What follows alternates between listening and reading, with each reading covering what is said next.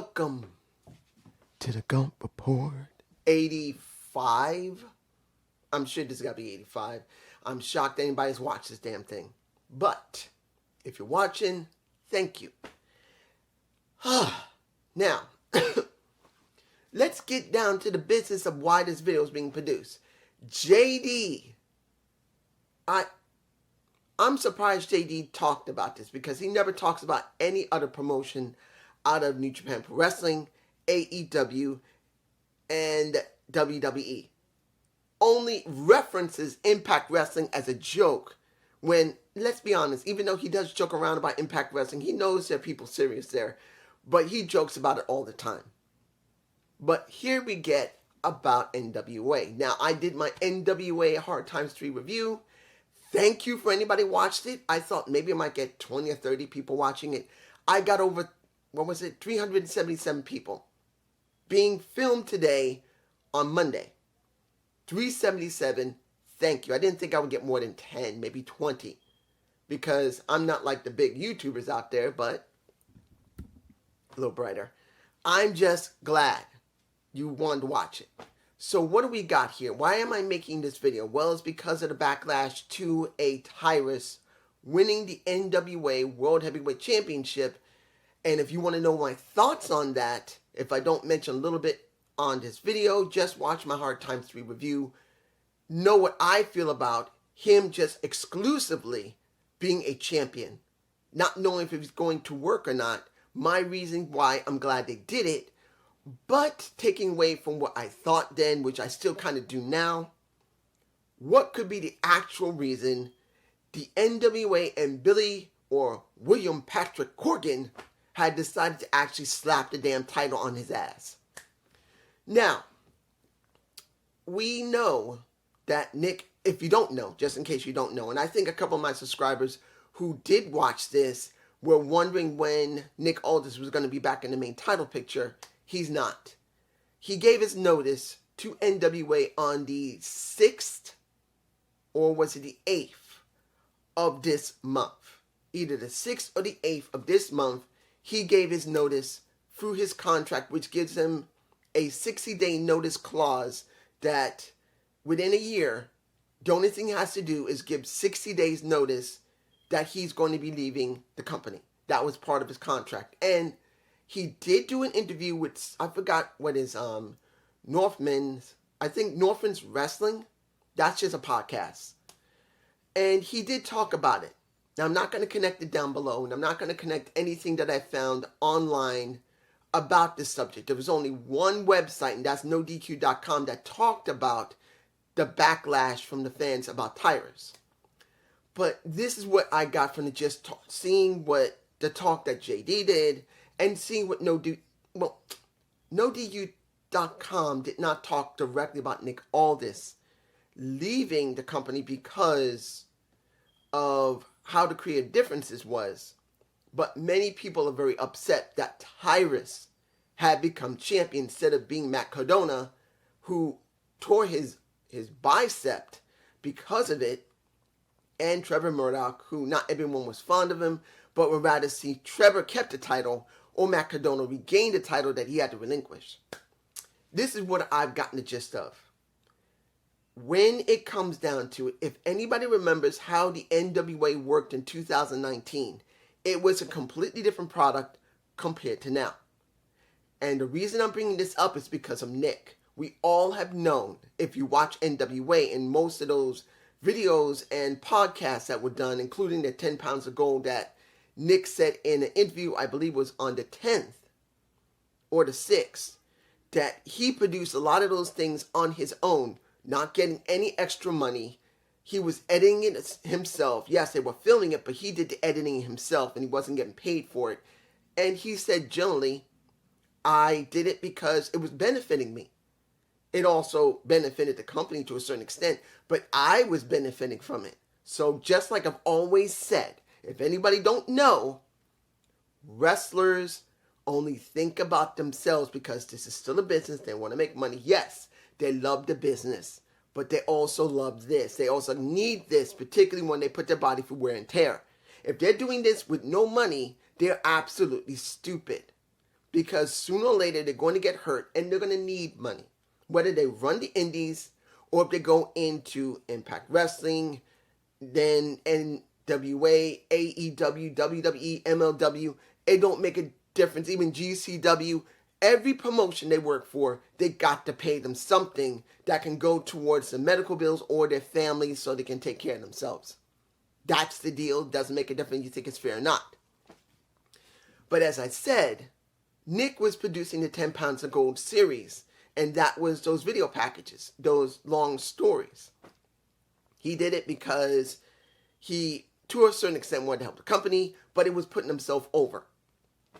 What I understand from what Nick talked about and what JD talked about, and what NoDQ.com talked about, particularly when it came to Tyrus, Nick was involved to a very strong extent what the booking was going to be. And that booking of him being the champion for nearly 2 to 3 years, no, 3 years, at least 3 to a quarter years, over 1,000 days. No, it was 1,100 days that he was champ of this company. There was a strong interest in it because he was important. He made Sweet Charlotte important. But then, supposedly by his point of view, when Billy wanted to be more hands-on, kind of like Tony, my mistake. I'm getting Nick Khan of WWE mixed up with Tony. Sometimes I do. I'm sorry. This is what you get on the Gump Report. I botch. Deal with it. But you get my point.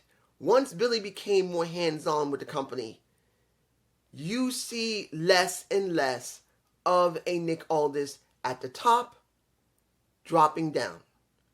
And supposedly when he lost the 10 Pounds of Gold and he wanted to go into a story with Tom Latimer, it dropped off the rails. Now technically if you watch off the script 452, that's the one that's currently up right now on JD's JD's channel. See, I botch a lot. When it comes down to it, his understanding of the information that was released in a podcast that Billy did himself about Empower, and that many people are asking when the next Empower is coming, and he said, we cannot do another one until we get a better standard of how when the women's division is working.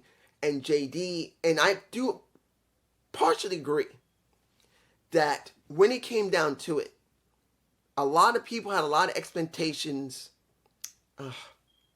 Look, I did the Empower review. I did. It was a good review. It was a good pay-per-view. But did it make money? Now, that is the one thing Mickie James made it very important about, that women can make money. Now, supposedly, Trevor Murdoch and Billy Corgan did not treat the women correctly and didn't treat Mickie James correctly when she was trying to build and produce Empower, which mostly soured a Nick Aldis' attitude towards Billy, along with him now wanting to be more hands-on in the company, being more part of creative. Eventually, once he dropped that title and the Tom Latimer angle was really not worked on correctly, that's when Nick was getting sick of it, and he had to still be part of his contractual obligation by the time of the beginning of this year. Around maybe the end of December, going into January, is when he renewed his contract for 1 year, and he said it himself in the podcast. I think it was Norman. I think it was Norman's Wrestling. I believe that's what it's called. He made it very clear.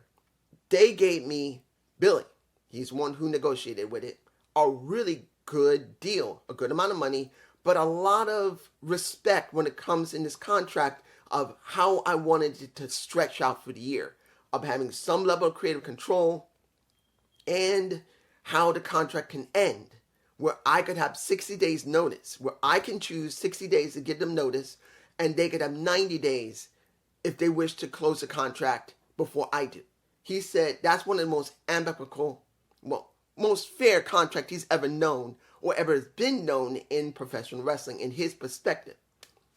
But the way he talked in his podcast, the Norman Wrestling podcast, the way he was talking, he was trying to be as really centered as possible. In other words, he didn't want to shit on NWA, which will mess up his legacy. But he didn't want to put over the NWA ability if he supposedly was pissing him off because he disrespected Mickey. The Empower didn't do well. And from what JD said, the shares of how many people actually bought it off of Fight Network was maybe under 4,000 shares. Which what? How many people, if it was what? $39.99 or $40? I can't remember how much it was. That wouldn't be a huge amount of money. It was either around $40 or $50, I think. It could have been $65. I can't remember how much it was. It's been a while since I saw the Empower pay-per-view. But when you see the way it was, it didn't make that much money. And I've always said, no matter how much people don't want to hear this, wrestling is a business. The wrestlers, no matter how much you believe they deserve better, are going to do whatever they can to get money, get seen, even if they love the product. No matter anyone that you know, even my Naomi Knight, Naomi, and as just Alex calls her, Naomi, I call her Naomi because that's how she pronounces it, Alex. It's not about how you pronounce it, it's about how she pronounces it. Just like when it comes to Paige being called Soraya, people make a mistake and call Soraya, and I've done it. But I got to remember that is the way they pronounce it. And I'm not jumping down just Alex's throat. It's just like he loves to do that. I'm going like, dude, you know she says Naomi. Why are you doing this Naomi? Because you're from Texas? That's just a joke. Don't worry. I'm not disrespecting him. If he does see this, hi, dude. But I want to say it like this. It's a business. No matter how much we love it, and how much people we know who work this business deserves better, they're always trying to get this, and they're always trying to get ahead. That's the deal. There are some that will be complacent, compliant, if they know they got a cushy position like it was with Vince, where they had like a large contingency of wrestlers who was getting a constant pay. And they were fine with whatever happened. And then there's others who want to be the top, or want to have more instead of sitting in the back doing absolutely nothing. When it comes to Nick, he had no problem being outside the WWE. As long as he was treated with respect and followed the traditional way that wrestling was from the 80s and 90s. That's what he wanted. Now, Billy went away from that, and as you know, you saw the product. If you watched it over the couple of years, and I haven't seen it for like 6 months, I tried to watch it within the years that I was reviewing it, but it was very difficult. A lot was going on, like the pandemic was going on. Unfortunately, a lot of things in my life was becoming an issue like it is right now, so I could not see it constantly. I tried to review it as much as I could. But you could see the product change, particularly when the Me Too movement happened, and many people in the wrestling business, like in regular Hollywood, basically got ousted, and others who didn't get ousted but were charged, well, not charged, but prosecuted by Twitter and by the people on Twitter, and that made them lose their jobs even if they were innocent. The company went through a very nasty moment where some of the really important people that was making the product really good had to leave because it was either too stressful for them or pretty much it was a lot of scandal that was going to mess up their families. So NWA, like most companies, took a hit. You can see what happened when it came to, the GBS studio? I believe that was the name of it at Atlanta. It was not the same. And as time went on, the product has gone down, has gone up, has gone down, has gone up, has gone down to a certain extent, at least before I stopped watching, was kind of like here, at least somewhere somewhat balanced. But as it stands now, I haven't seen the product in 5 to 6 months, constantly at all. Maybe I tried to see maybe part of an episode, but I had to stop because something else was going on. So I still don't know how bad the product has been. But I do see what Nick was saying. Once Billy became more hands-on, the product changed. And then when the Empower happened, and it wasn't a bad pay-per-view, let's be honest. And I'm not against women's wrestling. The problem is that women's wrestling in many companies are not booked correctly. And also on top of that, they're not really that interested, the major fans. They don't mind a women's pay-per-view as long as there's some men on it that are very important.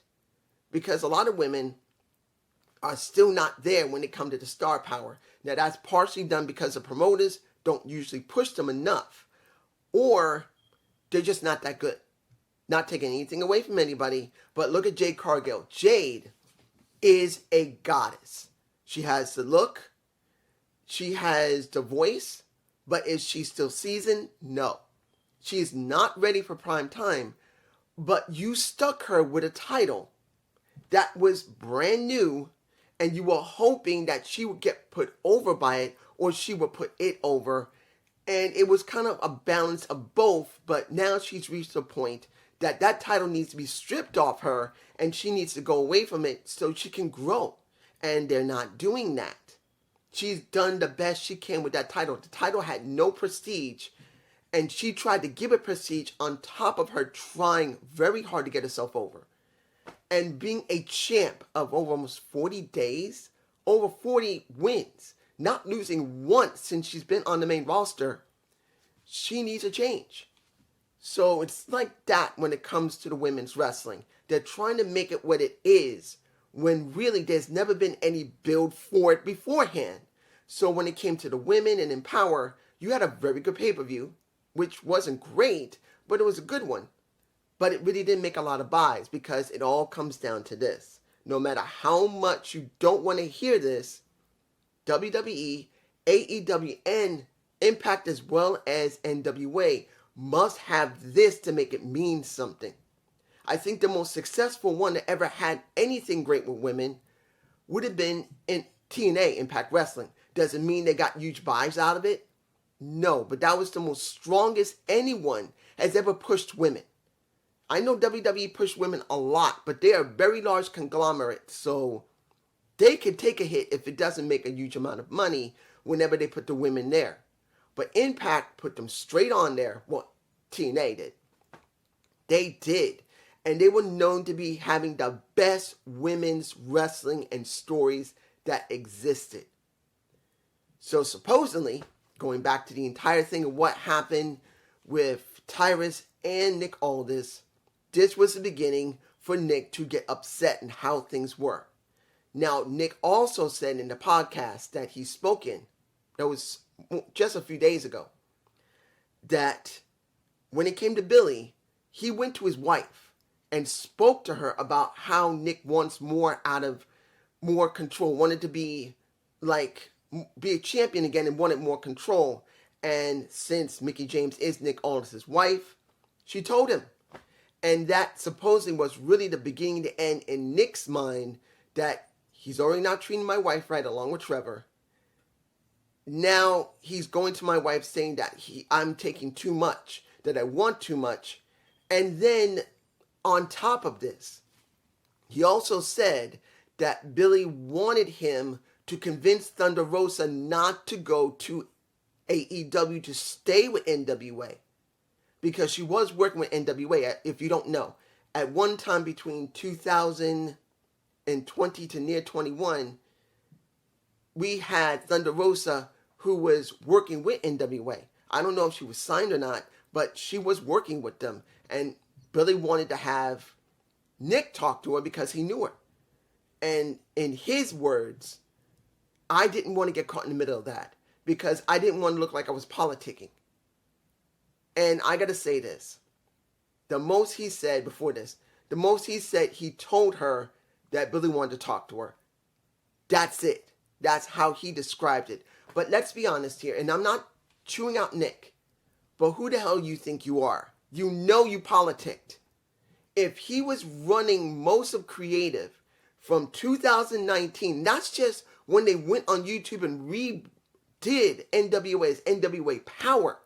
Because before that, when he was holding the title, before NWA even began to start back up, he was already holding the title in 2017, 16 or 17. He was holding that damn title. And then NWA started when he was working with Cody. He lost the title. Then he got it back. And I believe he lost it again before they went and made Power. And then he had that long 3-year run. That is politicking. You put yourself in there. And I'm not saying that's disrespectful. That is what he did. He said, look, people like me. And this is what he's telling Billy and anyone else that was doing creative at the time in NWA. Look, we're about to start Power. Look what's going on. I've held the title. I have Camille on my side. People really got a strong interest. They want this. Let's do it. That's what he said. And he made the right call because from 2019 until the pandemic hit and then made them not have any fans whatsoever, they did recordings. And when you looked at YouTube's viewership, it was here, almost 300,000. 200,000 to 300,000 every time they uploaded anything for Power. Well before they did Power Surge, before they did USA, when it was just Power, they were up here at 200,000 in most cases. 150, 200,000, 250. I think at one time they almost hit 300,000 not subscribers, but views on their videos. It was that good. Then the pandemic hit and it dropped down to almost nothing because they couldn't work like everybody else. So, what does this mean about Tyrus? Because this is a video about Tyrus.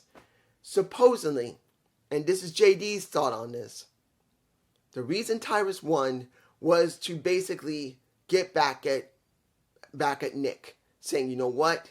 Fuck you, Nick. I'm going to put the damn title on somebody that I think deserves it, or I think will piss you off, and that would be Tyrus. And from that, the backlash from the fans became very loud. That NoDQ.com had to report on it, and JD, because I don't think just Alex has reported on it, but JD's reported on it. Two people that no one you would ever think, because I looked around the rest of the sites for wrestling. There's only one other site that talks about the results of Hard Times 3, but not the backlash or even the talk about Nick leaving NWA. So this isn't really getting a lot of traction. But what does this mean for me? What do I think? Let me give it to you like this. I thought I bumped the tripod, sorry. I'll say this. If Nick was part of creative and then this situation happened where Billy comes over, it's no different than what was going on with Cody Rhodes dealing with Tony Khan. Let's make this clear. Let's not get this twisted. The similarities of this situation is exactly like AEW. You get a rebranding of NWA, kind of like a startup in AEW. Same thing, about to get this confused. But NWA and AEW are exactly the same. Power starts up maybe a little bit before AEW actually debuts. Tony Khan, the Bucks, Kenny, and Cody are currently part of creative. And the way it was described about how they started in AEW, Tony would give some input, but the Bucks, Kenny, and Cody would implement how generally creative would be worked. Same thing here in NWA. You're going to have some input in by Billy, but whoever's running creative along with Nick, they will be doing it, and then Billy will be giving a little bit of their input. Eventually, like what happened with Tony, he wants to be way more hands-on because it's his company, and he believes he should be. Billy, same thing. He comes, he makes a decision. He makes a decision to say, I'm going to be more hands-on, and then makes decisions that go against what Nick, not knowing about creative, the rest of the people in creative, might have been maybe 2 other people, because NWO is not huge, that he doesn't agree with. And even though he tries to talk to him, just like Cody or the Bucks or even Kenny Omega, it's always going to be overruled by the guy who's giving the checks. So, as it stands now, we get an NWA acting just like AEW. Once Tony takes control, you got Cody deciding, you know what, I'm out. I'm not getting the same fun I'm getting. I'm not getting the way I want my way. And this is, let's be honest about Cody. You can say he's a prick. And when it comes to Slug Daddy, he believes he's a prick and probably is. But that goes along with the business of being in wrestling. Eventually you become a prick. Eventually you become a bitch like a woman. The same thing. You're going to eventually be something like that no matter how much people like you. You're going to push somebody aside to get what you want. There's nothing you can do about it. I'm not saying it's fair. It isn't.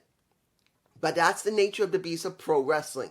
If you're here, you want to either stay where you are or you want to be above. It's not like you're going to give up everything and just almost have nothing. You're going to want to keep your spot or you're going to want to progress. And if you're in a certain position, whether you like it or not, when you're in that position, you're going to benefit. And the moment that someone takes part of it away or all of it away, there's always going to be that moment you're going to say, okay, what do I have here? Do I decide to continue as I am? Or because I'm not going to get anywhere, the boss is now taking charge of whatever I have or whatever I want to do. Now I can stay, but know full well that whatever happens after I stay, I may not like it. So either I'm going to stay and keep my damn mouth shut and take it, or I'm eventually just going to go. And that's what happened with Cody. And that's what happened with Nick. Nick only took so much. He probably decided, you know what? I'm going to care about this a bit. When all right, this is the scenario I believe to happen. It's going to be subjective, but this is what I believe. The end of 2021 is when Nick's contract was up for negotiation. He decides to do one more year. And the contract roughly starts in January.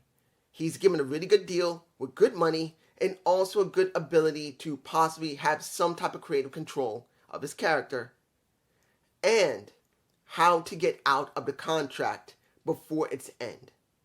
And that would be the 60-day notice that he can give, and NWA can also give their notice of him being released within 90 days. In other words, he can't do anything for 90 days if they won't release him. That's the way it went. So from January until maybe June or July, we get this situation where Nick says, you know what, this is not going well. I do not see anything good for NWA. I am not happy here. And that might be around the time when his wife had the conversation with, more Billy had a conversation with his wife that he wants more than what he should be doing. Trying to push him into a situation that he doesn't want. And that's Billy being pushed. I'm not saying that Nick was doing it. I'm not saying he wasn't doing it. I'm just saying that that's what Billy was trying to describe to Mickey. Mickey goes back to Nick, and Nick is not happy at all. And by the time we're reaching their Hard Times 3, and when Shadows Fall, he's going like, I'm done. And of this month, he says, I'm giving my notice. Billy says, okay, is this what you want? He says, yes, fine. I am going to give you, have your notice. Fine, I'm taking you off the active roster, and I'm also taking you off the pay-per-view and anything else that's coming else after that, because you're not going to stay. I'm not going to let you do it. That's what happened with Nick. Now, what I think happened with, this is kind of a hard one to try and gauge, because as if you watched my Hard Times 3 review, I still stand by what I say about letting lower tier or mid-tier talent be thrown into the main title picture because you've been using the same people for too long. If you want a more in-depth, check my Hard Times 3 review at the very end. That's where I talk about Tyrus and what I felt about him having that position. But this is what could happen. It's possibly 2 or 3 scenarios. The first scenario, once Nick was gone, we had the same people in position. We got Trevor Murdoch, where he's already been champion for a while now. He lost the title, he gained it back. And Billy looked at him and said, you know what? I want to try and swap him out for somebody else. Then you have Matt Cardona, who has been working with Impact Wrestling, and he's working with NWA, and I believe he's still working with GCW. I want someone who's on my main roster, and Matt Cardona is not it. There's no guarantee Matt was going to sign to the company, so he had to think, who is on the main roster I could trust? The best person that he could trust was the one who's currently the television champion. And probably in his mind, it was Tyrus.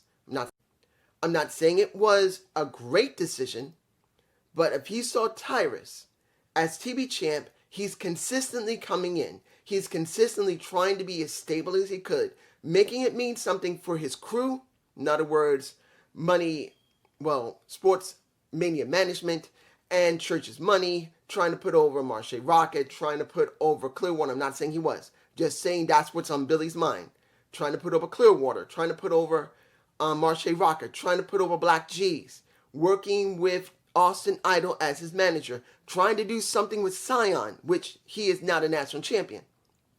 That is what Billy probably thought, and he said, you know what? That's what I'm going to do it. That's number one. Number two, same scenario leading into it, that he didn't believe Matt Cardona was the wisest person to hold the NWA title because he's not working on the company's payroll. He's not. He's not Nick. Nick is on the payroll just like Tyrus, just like Trevor. They're all on the payroll, and he just didn't feel like Trevor was the best person to keep that title. And when it came to Matt just, at this point, just before he had the NWA title, he's not on the main roster. It's not like it's helping the company, even though he was going to Impact Wrestling, was probably going to GCW and anywhere else, probably still carrying the title, but it's not enough. He decides this time to go with Tyrus. But in this situation, it could be due to the fact of what Tyrus has done outside of NWA. Whether you like Tyrus or not, and JD made it very clear, Tyrus is nothing but a damn joke. But let's be honest here. Let's be freaking honest. Even JD tends to forget. The Funkasaurus, and I say this again, the Funkasaurus was the most stupidest concept that WWE came up. But guess what? They did that on purpose because they wanted to teach Tyrus a lesson because he was acting out, supposedly. They stuck him with it, and he got it over. That's the thing that JD's not talking about. It's not that I liked it. It was good because mostly it was Naomi there, and he was entertaining to a certain extent. It was a joke concept. We know it was, but no one expected it to get over in 2012. It did. It got over big enough that Vince wanted to make it go down more by throwing A-Train at it. When Cameron and Naomi went off on their own, you had pretty much Funkasaurus with A-Train working together, and it was still over to a certain extent before they started booking it really bad, and eventually the Funkasaurus died. But I'm not saying that because I liked it. I'm saying it because you can even look on WWE's own website and the videos that are on YouTube, and they still got very high numbers. Funkasaurus is over. So he had success to a certain extent. Did he have success in Impact Wrestling? No. He didn't really do. And I'm telling you now, I always believed that he was not really well booked over there. They really didn't take him very seriously. And I'm not saying that he didn't try. I've said this more than a few times. Tyrus is not one of the greatest wrestlers. He's not one of the greatest characters. He never was. I never said that he was. But when you're trying to book someone on your company, but then you book them when they could be more serious, or they could bring more out of them, they booked them really dumb, what are you going to get? You're going to get dumb. Now, he goes to NWA. Did he start out well? No, he didn't. But he did work consistently. And then while he's been doing that, like I said outside in the beginning of this, he's gone on to the 5 in Fox News. Whether you like that network or not is irrelevant. He's been a staple on there, at least for more than a few years, from what I understand. And he took the TV title on there with him as a TV champ. He represented the company. I'm not saying that was a great thing to do, but it did show that he was committed to the company. So, on top of that, he also did a book, which was mildly successful. So my thought is in number 2 here, because the first one was because He was there. He was consistent. He was on the payroll. Why not vote on him? That's what the first one is. The second one was he got some level of fame outside of NWA, working on the 5 for more than a few years and having a fairly successful book run. I don't know how many more books are going to do, but that first book became mildly successful. So Billy looked at him and said, well, Nick's not there. I got to put this title on somebody. You know what? I'll put it on him because I know he's going to be on the 5, so he'll have the NWA title around his waist. I know he's a successful novelist. Maybe he'll write something that could benefit the company. There you go. That's number 2. That could be the reason Billy did that. Now here's the third one, which could be also. We get Nick doing what he did, giving his notice, 60 days notice. Billy's saying, that rotten motherfucker. You're going to leave me hanging when I'm about to have a very important pay-per-view. Really? You're going to do this to me? Fuck you. You know what I'm going to do in Hard Times 3? It may not be NWA 74. I'm going to make it mean something. I'm going to show you how much you just fucked up the company. I'm going to throw it on Tyrus. Not leaving on Trevor because he, I know, is fine. I'm not going to let him be saddled with this. Matt, he's not going to be there. He's still going around to Impact Wrestling, GCW, and anywhere else he wants.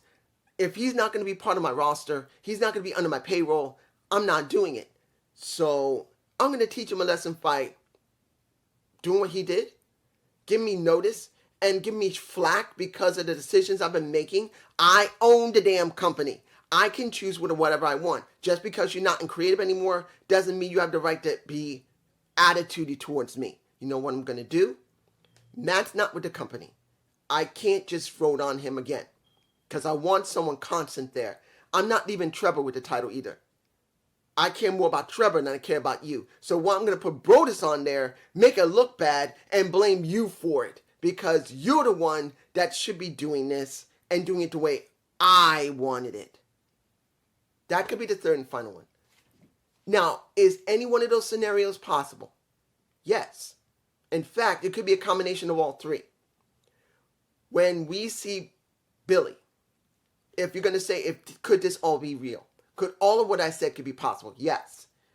Billy had problems with Nick because of creative differences. Nick wants to have more control or keep the control he has.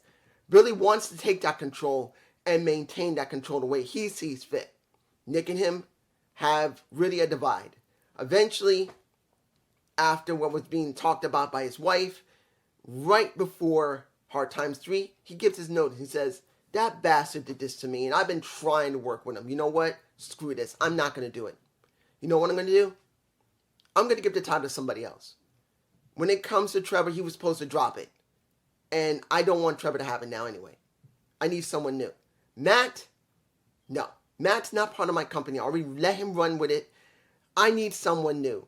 If Matt's not going to be part of my company and basically be on contract, either because Matt is working for Impact Wrestling, is under contract with them or not, I don't care. I need someone under contract. He's not there. That leaves me Tyrus. Now, I know Tyrus is dependable. Tyrus has some level of fame working with Fox News and has released his book, so I can throw it on him. And it's going to probably piss everybody off because they think he's nothing but a joke. But guess what? I'm going to leave him there. I'm going to blame him for it. That was what could be the real story here.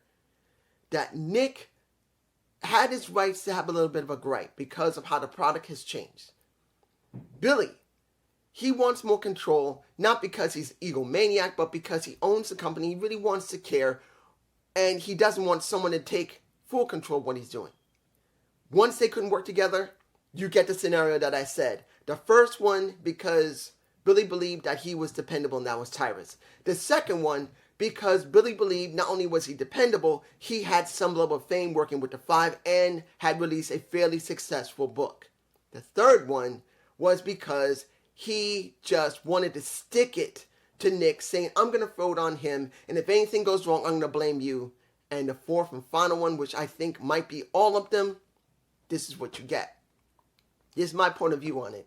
I don't know if I'm right. I could be wrong about all of it, or one of those three, or four actually. The fourth one could be all of them. That could be right. But this is just my point of view, and I hope you enjoy this Gump report. Give me a comment below what you think about this.